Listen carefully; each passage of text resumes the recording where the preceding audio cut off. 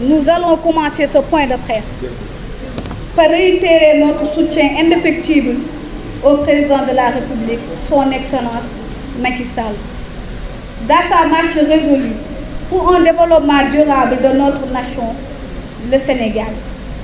Notre engagement pour la prospérité, la stabilité et la quiétude de la population sénégalaise. Chers camarades, nous sommes plus que jamais déterminés à le soutenir dans ses combats au plan national, africain et international. Nous félicitons et encourageons tous les leaders locaux de Guédiawaye pour avoir dans l'unisson, avec dévouement et efficacité, lors des dernières échéances électorales, travaillé pour une victoire de la coalition Benno Bokk Yaakaar. Mais comme disent les Wolof, atte boo gis am na jàppal ma diw. On ne peut ne pas louer le courage et magnifier l'attitude de notre leader, le digne fils de Guédiawaye, Michel Lat Diop, directeur général de la LONASE, qui s'est battu corps et âme en sillonnant rue par rue, quartier par quartier, commune par commune et parfois même département par département pour mobiliser les militants et sympathisants de la coalition Benno Bokk Yaakaar. Chers camarades, nous voulons aussi rappeler à l'opinion nationale et internationale que nous avions voulu organiser un sitting devant le tribunal de Guédiawaye pour prononcer sur l'affaire qui fait couler beaucoup d'encre depuis plusieurs mois de la principale victime, Madame Adji Sarr. Mais malheureusement, nous n'avons pas obtenu l'autorisation, ce qui explique notre déclaration de presse aujourd'hui.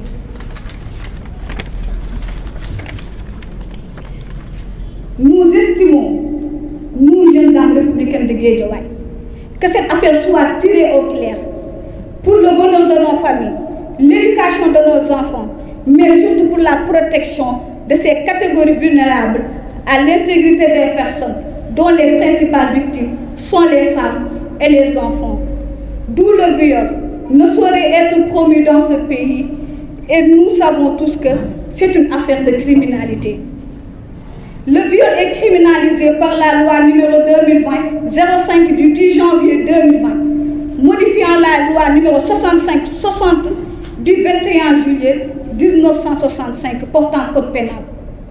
Et pour juste brosser l'exposé des motifs de la dite loi, les violences sexuelles constituent des formes graves d'atteinte de mutation de la société. Chers camarades, sur ce, nous interpellons le ministre de la Justice, M. Malick Sall, Madame le ministre de la Femme, Madame Ndeye Saly Diop Dieng, Madame le ministre de la Jeunesse, Madame Néné Fatoumata Tall, et tous les hommes de justice à se pencher sur cette affaire pour que justice se fasse de façon impartiale. Nous interpellons également le ministre de l'Intérieur, M. Antoine Félix Diome, que nous n'accepterions pas la tenue des élections ici à Guédiawaye, tant que justice soit faite. Nous, en tant que jeunes dames républicaines de Guédiawaye, à partir d'aujourd'hui, nous lançons le concept pas de candidature sans élection.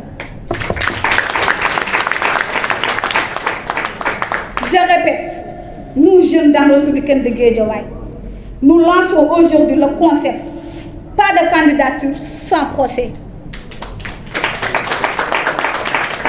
Car c'est inadmissible de voir un présumé violeur, en l'occurrence Ousmane Sonko, déclarer sa candidature dans un contexte où son jugement pour une affaire de crime est devant le juge.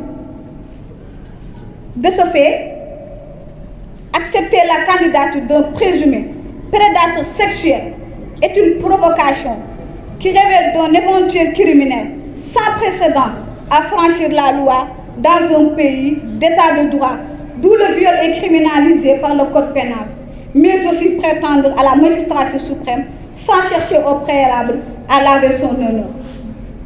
Camarades sénégalais, il serait mal vu immoral et même anormal de laisser Ousmane Sonko, violeur de Adji Sarr, présenter sa candidature. Cette candidature est aux antipodes de nos valeurs sociales. Aucun Sénégalais ne doit l'accepter sans que justice soit rendue à Adji Sarr.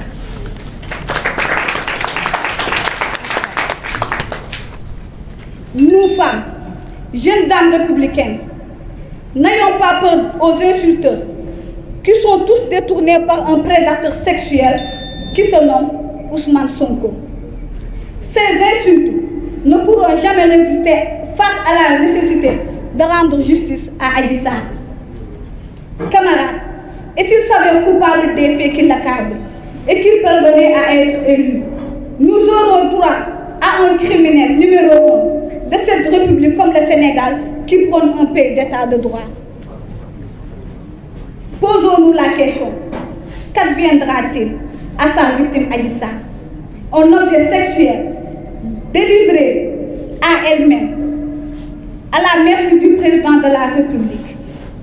Chers camarades, nous savons tous que Ousmane Sonko ne cesse de dire qu'il est comploté, mais paradoxalement, il identifie sa charnière défensive d'une quinzaine d'avocats, tel un club européen qui se prépare pour la Ligue des Champions.